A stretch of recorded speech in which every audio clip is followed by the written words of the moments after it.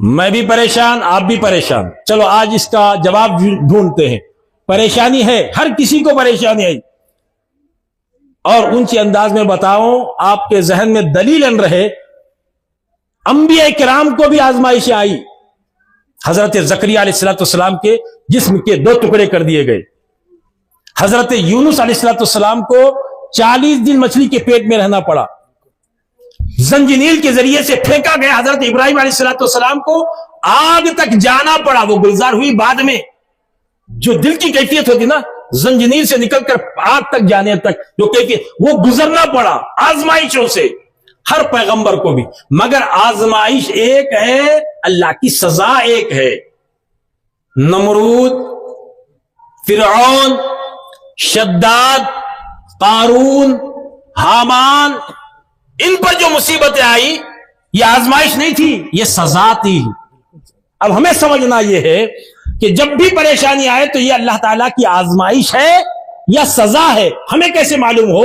تو باریک نقطہ بتا دیتا ہوں، اگر اچھی لگے تو میرے لیے دعا کر دیجئے گا. وہ بات یہ ہے کہ جب بھی پریشانی آئے دل کی طرف غور کریں. دل میں کیفیت کیا پیدا ہو رہی ہے؟ آپ 5 وقت کی نماز پڑھ رہے تھے، آپ تہجد کو پڑھنے کا دل کر رہا ہے، اشراق پڑھنے کو دل کر رہا ہے، چاشت پڑھنے کو دل کر رہا ہے. کبھی 1 پارہ پڑھنے کی عادت تھی، 2 پارے پڑھنے کا ارادہ ہو رہا ہے. 100 مرتبہ درود شریف پڑھنے کی عادت تھی، 500 مرتبہ درود شریف پڑھنے کی عادت. دل چاہ رہا ہے تو سمجھ جانا کہ اللہ تعالیٰ تمہیں آزما رہا ہے. تھوڑی سی پریشانی آ گئی. 5 وقت کی نماز اچھا پڑھتا تھا بیچارہ، ظہر گئی، عصر گئی. کئی کو بولا تھا بہت پریشان ہوں مول صاحب دعا کرو، بہت پریشان ہوں مول صاحب، حفظ صاحب، امام صاحب دعا کرو. اللہ اکبر.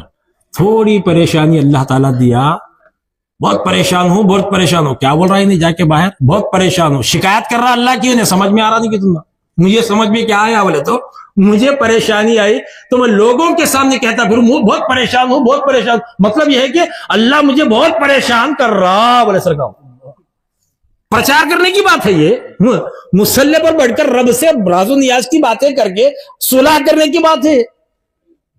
رب تو مجھ سے ناراض ہو گیا ہے تو بتا، اگر یہ تیری سزا کے طور پر ہے تو میں کیا کروں؟ اگر تیری رضا کے طور پر ہے، آزمائش کے طور پر تو کیا کروں؟ یہ اللہ سے بات کرنے کا معاملہ تھا. لوگوں سے سنائیں گے تو کیا کریں گے لوگ؟ سب لوگوں کے سامنے اپنی پریشانی سنانا دراصل میں اللہ تعالیٰ کی شکایت کرنا ہے. مصیبت آنے پر یہ معلوم کرنا ہے کہ یہ مصیبت اللہ تعالیٰ کی آزمائش کے طور پر ہو تو دل عبادت میں لگے گا، رب کی بارگاہ میں وہ روداد پیش کرے گا، کسی اور کو نہیں، اپنے محبوب رب کو سنائے گا.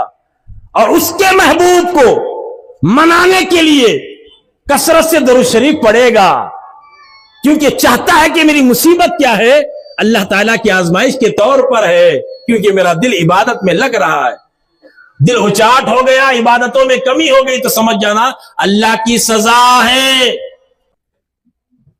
غور کرے، نماز کو مجھے جانے ٹائم نہیں ملتا، میں اتنا بیزی ہوں. دوسرے الفاظ سنو غور سے. کیا کی نے ایسا منہ کالا کر لیا سو ہے، اللہ اس گناہ سے اتنا ناراض ہوا سو ہے، اللہ یہ نہیں چاہ رہا کہ وہ اپنے رب کے سامنے کھڑا ہو. اللہ اتنا ناراض ہے کہ وہ چاہتا ہی نہیں کہ یہ بندہ آئے میرے سامنے. یہ ہے اس کے پیچھے مطلب.